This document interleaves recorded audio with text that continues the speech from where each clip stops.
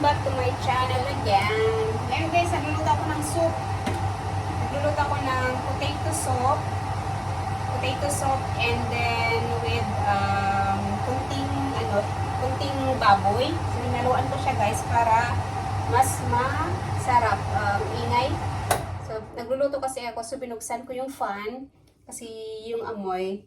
Pero dahil maingay, di nyo siguro ako naririnig, kaya patayin natin muna. So, ang sinahog ko guys, nilagyan ko siya ng lettuce. Ito guys.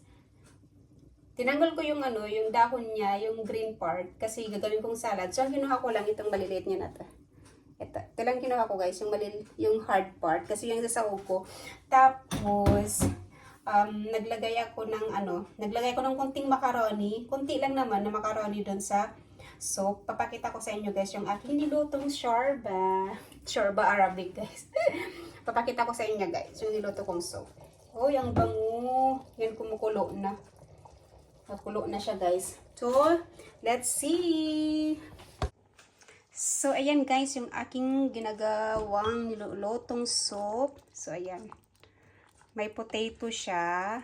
Kikita nyo? May potato, patatas, and then nilagyan ko siya ng konting macaroni. Konti lang naman. And then yan yung guys, yung, kita nyo yan, hinimay-himay ko siya na karne ng baboy. Ayan, parang, siya, naging thread siya. Hindi siya yung slice guys. Kasi na to, pre-cook na to na nabili namin na baboy. So, sobra namin ng isang araw. So, sabi ko, isaw ko na lang. So, ang nilagay ko dito guys, nilagyan ko siya ng konting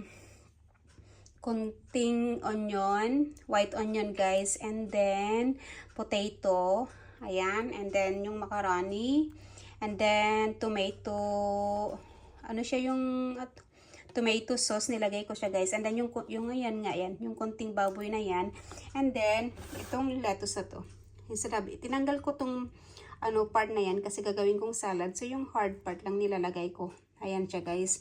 So, kasi gusto kong kumain ng soup ngayon. Kasama ko yung asawa ko. Kaya yan. Kunting lang namang nilagay ko. Patatas. So, ayan guys. Parang luto na siya yung patatas guys. Oo. Kasi gusto ko sana yung medyo durog-durog pa yung patatas. Tsaka yung macaroni, parang luto na. Mabilis lang kasi maluto yung macaroni guys. Parang luto na nga yung macaroni. Kasi naka low fire lang siya para tama-tama pagdating ng asawa. Kakain na lang kami. And then, mainit pa. So, yan guys. Sarap nito guys. Tsaka nilagyan ko siya ng nor cubes na 2 and then salt. Hindi ako naglalagay ng iba. Yung pepper, hindi ako naglalagay. Kasi, hindi ako mahilig sa pepper. Then, hayaan lang natin kumulo siya guys. And then, yun. Mamaya pagdating na asawa din kakain tayo. So, ito guys, yung nakita ko dun sa pinto. Ewan ko kung to. Parang guys, galing sa migration. Parang galing sa migration. Itong 2 letter na to. So, siguro ito yung inaantay kong personal number na in-applyan ko, 6 weeks ago. 6 weeks ako nag-antay guys. So, siguro ito kasi pang 6 weeks ko na. Nakalagpas na ako ng 6 weeks and 3 days na. Baka ito yun guys. Kasi galing sa migration, Scott Burkett. Oo nga. Galing sa migration to guys. Ito nakapangalan sa akin. Nakapangalan sa akin to. And then ito nakapangalan sa asawa ko. So, pero nga, dahil naka-address sa asawa ko, so, dito sa akin. Yung sa akin. Hala, parang ito yun guys, yung personal number ko. Alay!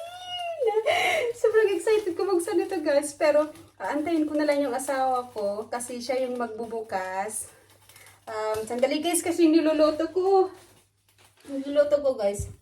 Siya yung magbubukas yung itong envelope na to kasi sa kanya naka-address. So mas magandang antayin ko yung asawa ko guys. Ala, ito na nga yun guys.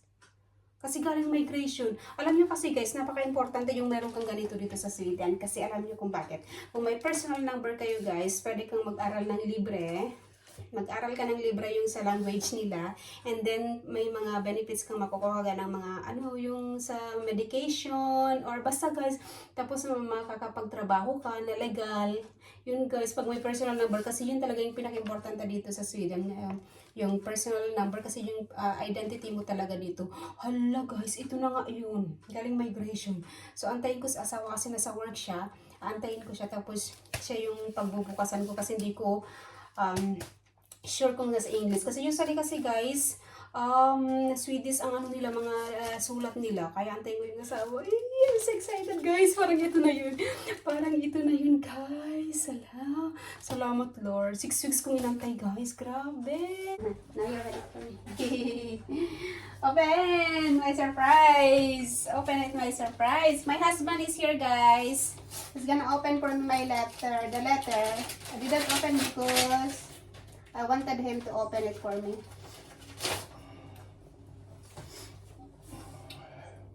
Open. I'm putting olive oil to our salad. Okay? Okay, now you're written here, you know, on this address here in Sweden. It's in Swedish or English? He's gonna read for me, guys. It's like you're married here to me, Okay. and it says that you're written here on this address now. Okay. That's pretty much Okay. that's pretty much what and you said. mine? No, this is yours. That's mine. Mm-hmm. And then Probably the same here from. okay, there's another letter, guys.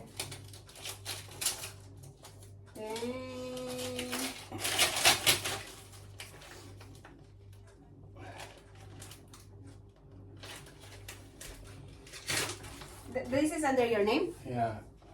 Huh? This is my wife, and your book, you're written here now. And my personal number. Heck. This? The personal number? The personal number, yeah, 82. Okay. Yeah, it's your personal number. Yes. So it's my personal number, guys. That's the Yeah. one in the letter. Very Yes. good. We're writing this one for 6 weeks and few days na. Yeah. 6 weeks yeah, and few yeah, days. yeah. Yes. So yan guys, my husband opened it already. Because I said I'm not gonna open it. No. I'm gonna wait my husband. So he opened it. He came from work. And now we're gonna eat lunch, the salad, and then the tomato soup. So bye guys. Thanks for watching. We're gonna have lunch now. Bye.